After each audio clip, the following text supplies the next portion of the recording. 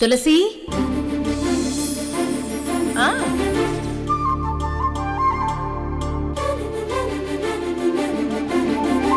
మీ ఇంట్లో ఉండడం ఇష్టం లేకపోతే అది డిక్లేర్ చేసేయండి.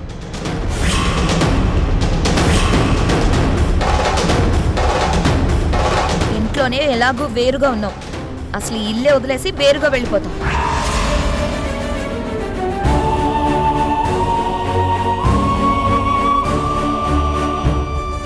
ఝాన్సీ, అందరూ కలిసి ఉండాల్సిన చోట ఇలాంటివి జరగడమే నేను భరించలేను. అలాంటిది విడిపోతామని వెళ్ళిపోతామని మీరు మాట్లాడుతుంటే నేను తట్టుకోలేను ఝాన్సీ. అలాంటి ఆలోచనలు ఏమైనా మనసులోకి వస్తే దయచేసి తీసేయాలి, కానీ పొరపాటును కూడా ఇలా ప్రస్తావించుకు. తదాస్తు దేవతలుంటారు. మీరెక్కడో తదాసు దేవతలకు భయపడుతున్నారు, కానీ రేవతి చేసింది తప్పని మాత్రం దండించడం లేదు. గ్రేట్. ఝాన్సీ, రేవతిని నేను సమర్థించను. రేవతి ఇలా చేయడం తప్పే.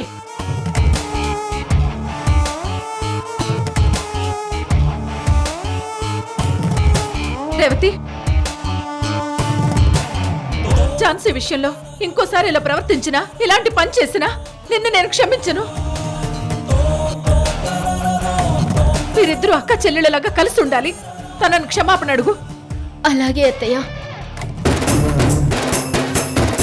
ఝాన్సీ,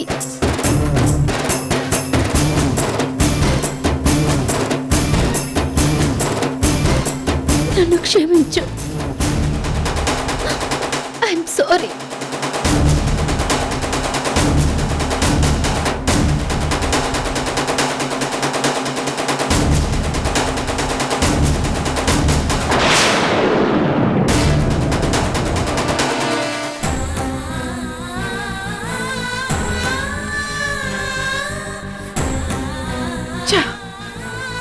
వీళ్ళిద్దరు గొడవలు రోజు రోజుకి ఎక్కువైపోతున్నాయి గానీ తగ్గట్లేదు. ఇప్పుడేం చేయాలి?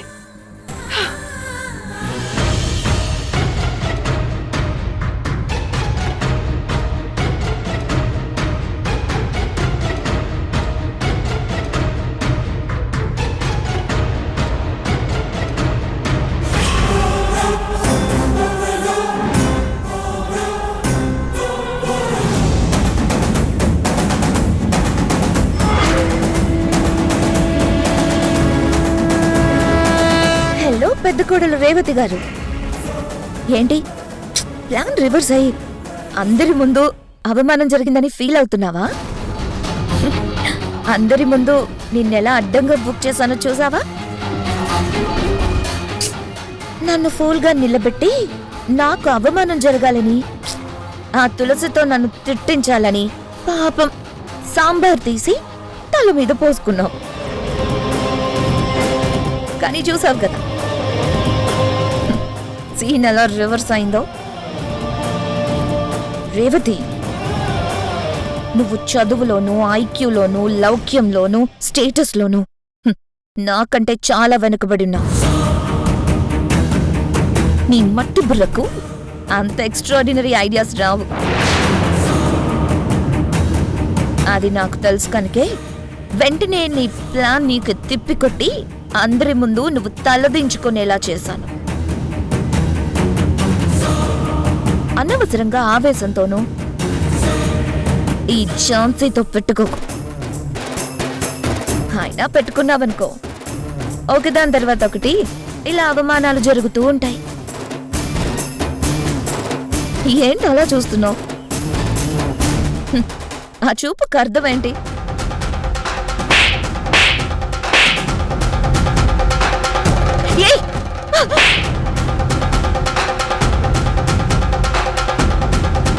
నన్నే కొడతావా? నిన్ను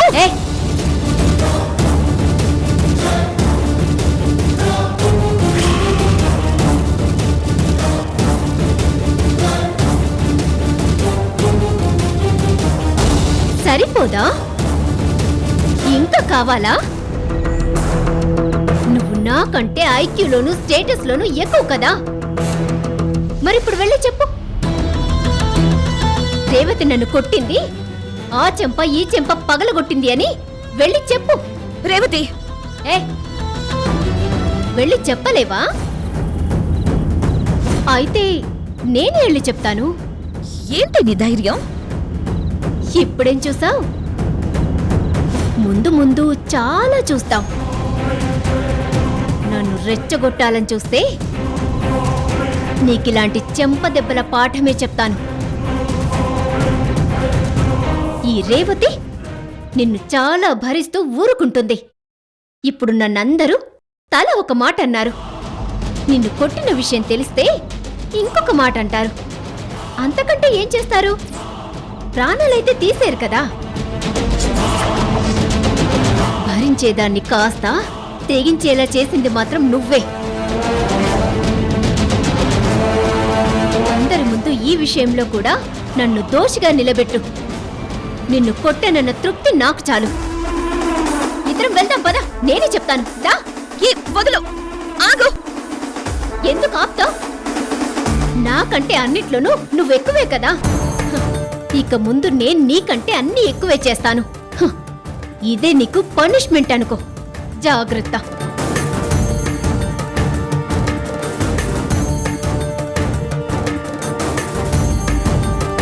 నన్నే కొడతావా? మళ్ళీ దొరకపో, చెప్తా నీ సంగతి. ఛ!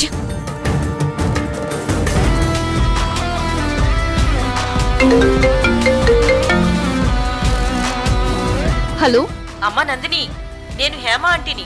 ఏంటమ్మా, నా కూతురు సీమంతానికి వస్తానన్నావు కదా? ఏయ్ రానని చెప్పాను కదా, మళ్ళీ కాల్ చేసి ఎందుకు టార్చర్ పెడుతున్నావు? ఫోన్ కట్ చేయి. శ్రీమంతానికి వెళ్ళి నేనేం చేయాలి? ఆశీర్వదించి రావాలా? ఆశీర్వదించాక స్వీట్స్ తాంబూలాలు చేతిలో పెడతారు. అక్కడ కూడా ఈ హేమాంటి స్వీట్స్ కి బదులు కాకరకాయ ఫ్రై నా చేతిలో పెట్టి అందరి ముందు నా పరువు తీస్తుంది. అలాంటి శ్రీమంతానికి నేనెందుకు వెళ్ళాలి? స్వీట్స్ అంటుంటే నోట్లో నీళ్లు ఊరుతున్నాయి. తృప్తిగా నాకిష్టమైన స్వీట్స్ తిని చాలా రోజులైపోయింది. ఈ రోజు ఎలాగైనా నేను స్వీట్స్ తినాల్సిందే.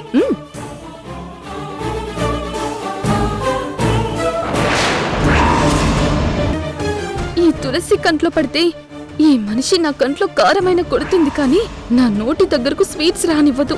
ఈ తులసి నుంచి ఎలాగైనా ఎస్కేప్ అయి తినాలి. ఏం కావాలి మేడం? నాకిప్పుడేమొద్దు. ఏం చేస్తున్నావు? ఆ, కాకరకాయ కానివ్వు కానివ్వు. నా పనేంటి మేడం? మీకోసమే రాత్రికి డిన్నర్ ప్లాన్ చేస్తున్నాను. ఓ నా కోసమా? అలాగే అలాగే కానివ్వు. అలాగే మేడం.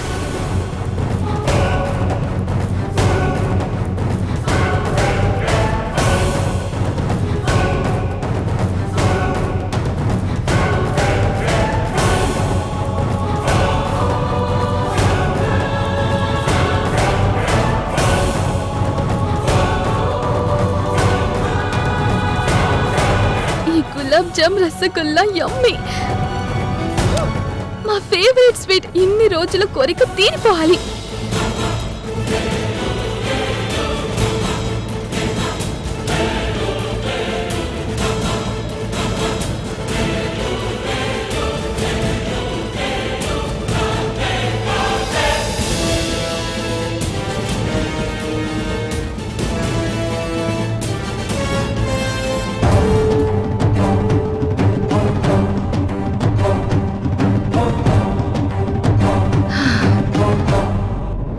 నా కంట్లో పెడితే నేను తినేస్తానని ఈ తులసి ఈ స్వీట్స్ దాచిపెట్టినట్టుంది. ఒక పట్టు పట్టాల్సిందే.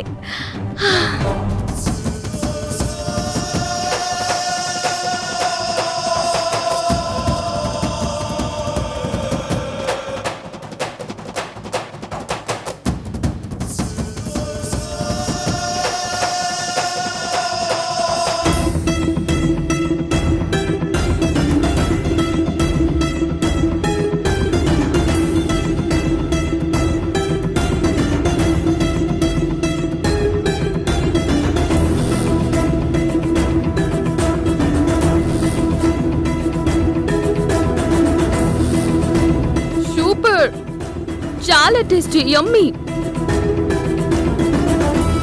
ఇందులో ఉన్నవన్నీ తినేయాలి.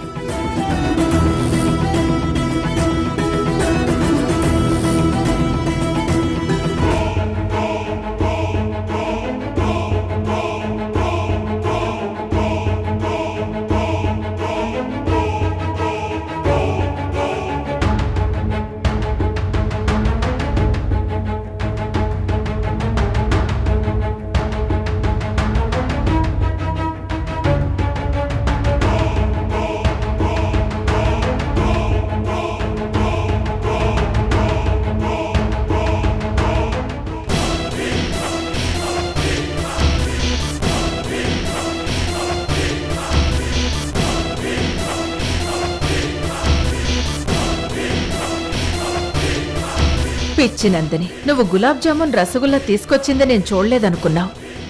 ఇవి నీకోసమే అక్కడుంచాను. నీ షుగర్ లెవెల్స్ బాగా పెరిగాయని స్వీట్స్ అన్ని కట్ చేసి నీకన్ని చేదుగా ఉన్న ఫుడ్డే పెడుతున్నాను కదా. నా కోపం ఆవేశం నీ వ్యక్తిత్వం మీదే కాని నీ ఆరోగ్యం పాడు చేయాలని నాకు లేదు.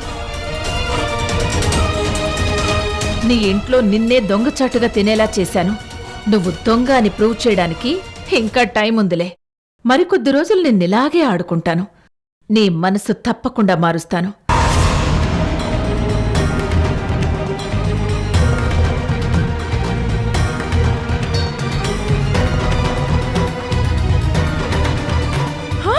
అయ్యో అయ్యో అయ్యో అయ్యో నందిని మేడం, ఏంటి మేడం ఇది? అయ్యయ్యో, వచ్చేసావా? మరేం పర్లేదు. అయ్యో తినాలనుకున్నంత తినేశాను. అమ్మో అమ్మో అమ్మమ్మో, 1/2 కేజీ పైన స్వీట్స్ తింటే మీ షుగర్ లెవెల్స్ సమాంతం పెరిగిపోతాయి. మీకెంత ధైర్యం అండి? మీ ఆరోగ్యం మీద మీకంత నిర్లక్ష్యం ఏంటి మేడం? హాల్లోనో కిచెన్లోనో మీరు స్వీట్స్ టచ్ చేస్తే నేను అడ్డుకుంటున్నానని దొంగల నక్కి ఇలా చాటుగా తింటున్నారా? ఏయ్, నా ఇంట్లో నేను దొంగనేంటి? అవును, మీరు చాలా విషయాల్లో దొంగే. మీ దొంగ తెలివితేటలన్నీ చాలా బాగా ప్రయోగిస్తారు. ప్రయోగాలేంటి? వెనకుండి చాలా పెద్ద కుట్రలు కుతంత్రాలు చేశారు. హ, నేను కుట్రలు కుతంత్రాలు చేయడమేంటి? చేయలేదా? ఏం చేశాను? నా కోడలు ఝాన్సీ విషయంలో నా కోడలికి లోపం ఉందని, బిడ్డని కంటే తల్లి ప్రాణాలకు ప్రమాదమని అలా చెప్పమని డాక్టర్కి నేనే డబ్బులిచ్చానని డాక్టర్తో ఝాన్సీకి చెప్పించింది నువ్వు కదా? ఆ గైనకాలజిస్ట్ డాక్టర్ నీ మనిషి. నా కుటుంబం మీద ప్రతీకారంతో నా కొడుకు కోడలు కలిసి నన్ను ద్వేషించేలా చేయడం కోసమే నువ్వలా చెప్పించావు. మరి అదిగా నిజం చెప్పు. మా ఝాన్సీ ముందు, ఈశ్వర్ ముందు ఈ నిజాన్ని ఒప్పుకో. ఆ డాక్టర్ ఎవరో నాకు తెలీదు. ఆ హాస్పిటల్తో నాకెలాంటి సంబంధం లేదు. మంచినీళ్లు తాగినంత తేలిగ్గా అబద్ధాలాడేస్తున్నావు. ఇదేంటి మరి?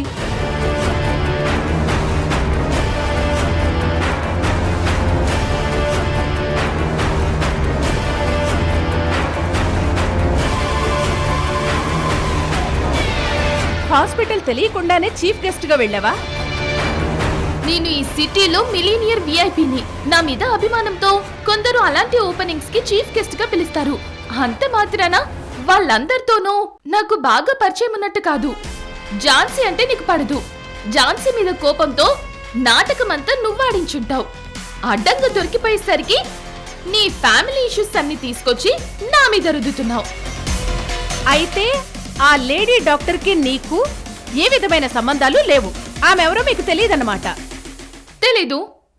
తెలుసు అని నేను నిరూపిస్తే, ఈ నాటకమంతా నువ్వే ఆడించావని నేను ప్రూవ్ చేస్తే అప్పుడేమంటావు?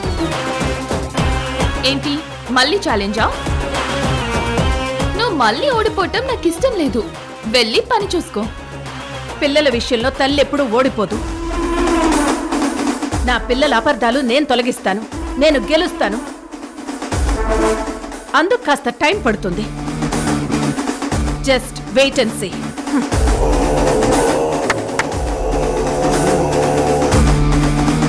ఏంటి మేడం, దోమలు ఎక్కువైపోయాయా? అలా చప్పట్లు కొట్టేస్తున్నారు. వెటకారం వద్దు. నీకు చాలా వెగటుగా అనిపించి షాకింగ్ విషయం ఒకటి విను. చెప్పాలనుకుంటున్నారుగా, వింటాను. చెప్పండి. డాక్టర్తో నువ్వే అబద్ధాలు చెప్పించావని డాక్టర్తో నాటకం ఆడించింది ఎవరు? నేనే. లక్ష్మిని మా ఇంటికి కోడలుగా తీసుకొచ్చి ఫస్ట్ టైం నీ మీద నేను సక్సెస్ అయ్యాను. ఛాలెంజ్ లో ఓడించి నిన్ను నా ఇంటికి పని మనిషిగా రప్పించి సెకండ్ టైం నీ మీద సక్సెస్ అయ్యాను. ఇప్పుడు నీ కన్న కొడుకే నీకు శత్రువు అయ్యేలా చేయటంలో ముచ్చటగా మూడోసారి నేనే సక్సెస్ అయ్యాను. 3 సార్లు సక్సెస్ అయ్యానని సంబరపడిపోతున్నావు. 3ఓసారి నువ్వు ఫెయిల్ అయ్యావు. సక్సెస్ కాలేదమ్మా. సక్సెస్ అయ్యాను. నీ బొందయ్యావు. ఝాన్సీ ఈశ్వర్లు వేరుగా ఉన్నంత వరకు నేను చాలా బాధపడ్డాను. కానీ వాళ్ళిప్పుడు సంతోషంగా కాపురం చేసుకుంటున్నారు. ఇదే కదా నేను ఎప్పటి నుంచో కోరుకుంటుంది. అన్నట్టు ఝాన్సీ మీద నాకెప్పుడు కోపం లేదు. అలాంటి కోపమే ఉంటే నా కోడలుగా ఎందుకు తెచ్చుకుంటాను? ఝాన్సీతో స్నేహం చేస్తూనే ఝాన్సీ కాపురం చెడగొట్టాలని చూస్తున్న నిన్ను ఝాన్సీయే అసహించుకున్న రోజు తీసుకొస్తాను. మా కుటుంబంలో చిచ్చు పెట్టి మంటలు రేపి అందులో చలి కాచుకోవాలని చూస్తున్న నీలాంటి క్రిమినల్కి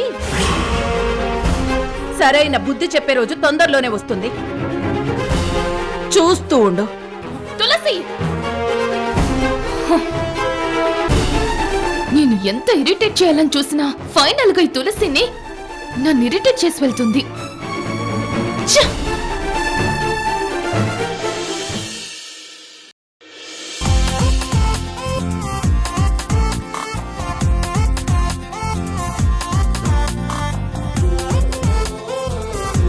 రేవతి మేడం, మీకోసం 2 ఆఫీసర్స్ వచ్చారు.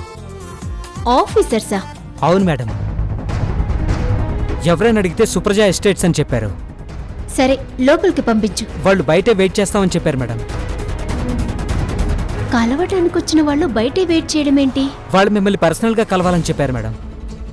ఆఫీస్ వరకే వచ్చి పర్సనల్ మీట్ కావాలని అడగడం ఏంటి?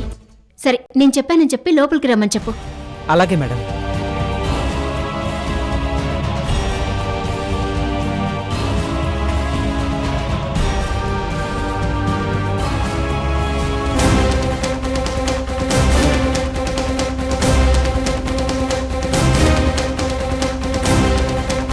నమస్తే మేడం. నమస్తే మేడం. నమస్తే, కూర్చోండి. Thank you madam.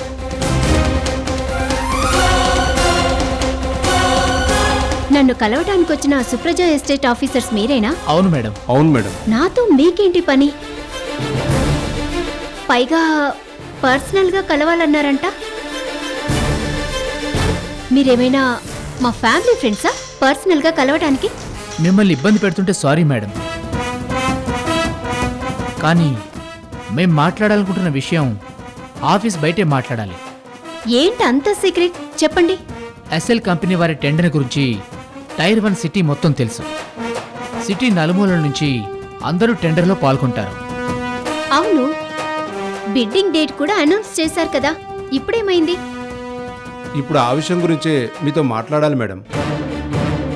Last year me boss Jhansi గారే టెండర్ వేశారు మేడం. మీ కంపెనీకే కాంట్రాక్ట్ దక్కింది. అయితే ఈసారి కూడా ఝాన్సీ గారే కొటేషన్ ప్రిపేర్ చేశారని తెలిసింది. మరి ఆ కొటేషన్ విషయం? ఆ కొటేషన్ విషయం సాఫ్ట్ కాపీ కానీ హార్డ్ కాపీ కానీ మా చేతుల్లో పెడితే మేం మీ చేతికి 25 లక్షలు ఇస్తాం.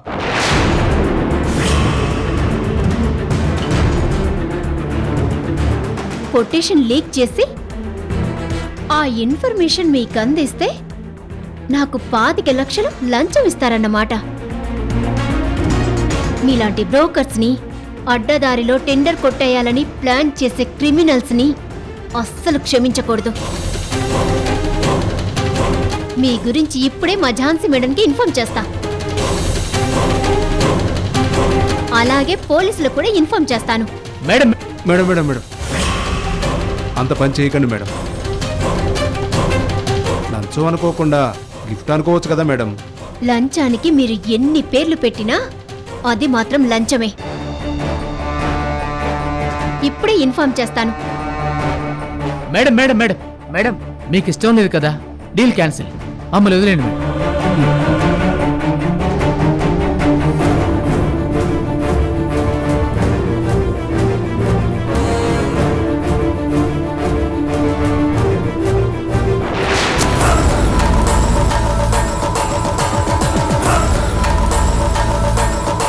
ఎవ్రీ ఇయర్ మన కంపెనీకి దక్కే టెండర్ మన కాంపిటేటివ్ కంపెనీకి దక్కడం ఏంటి? ఈ కాపీ కట్ రేవతి చేసాం. ఝాన్సీ మేడం, కొటేషన్ ప్రిపేర్ చేసింది నేనే, కానీ నేను ఎవరికి ఇది షేర్ చేయలేదు. రేవతి గారు అబద్ధం చెప్తున్నారు.